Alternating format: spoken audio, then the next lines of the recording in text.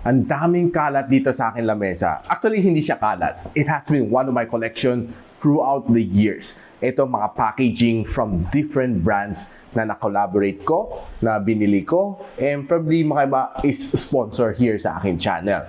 And guys, ang dami na ito, no? So I want to show you ano mga different packages na design na kanilang mga paper bags, mga like this one, mga recyclable na bag, no, na reusable throughout the years, no? And of course, I want to share to you before I use this one pang gift wrap this Christmas. So if ever you're one of my inaanak na nanonood dito sa video ko, hindi smartphone na naman nun.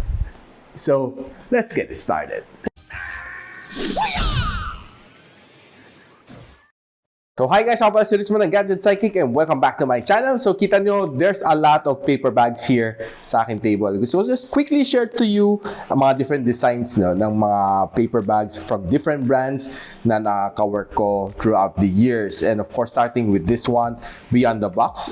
Okay, it's a premium reseller ng Apple. Ganito ang kanilang box. No? So how can we help you go beyond your box?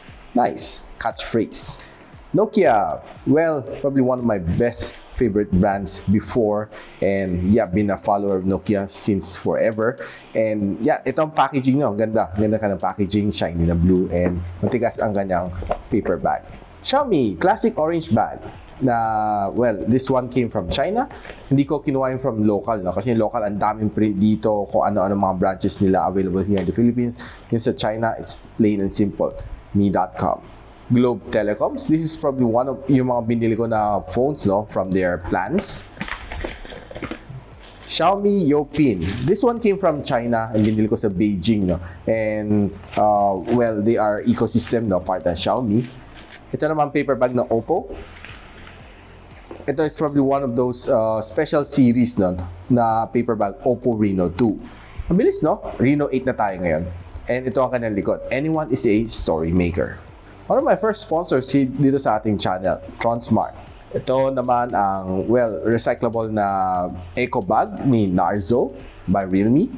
Cherry Mobile, how can we forget? One of my favorite local brands. This one is from Digital Walker. Ito naman paper bag ng Xiaomi from China na nung binago na nila logo nila.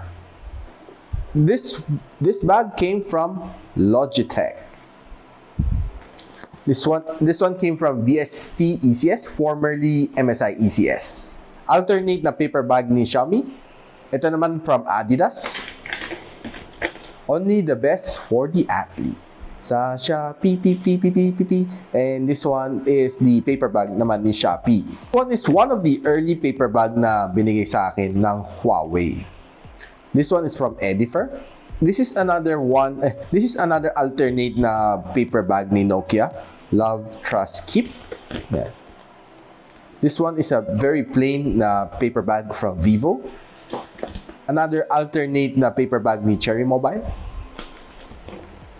A more better looking paper bag from Oppo. This one is pretty nice. Galing kay Cherry Mobile to.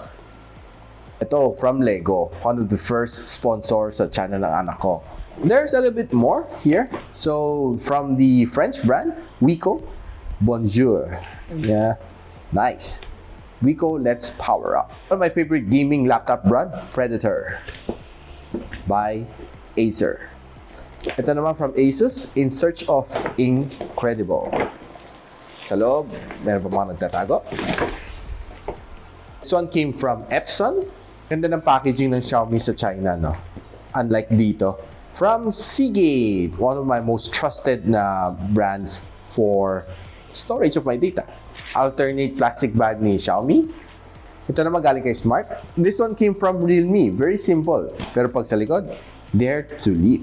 One of the brands that supported me through the years is si Tecno. This one came from itel. This one is a bigger paper bag ni Realme.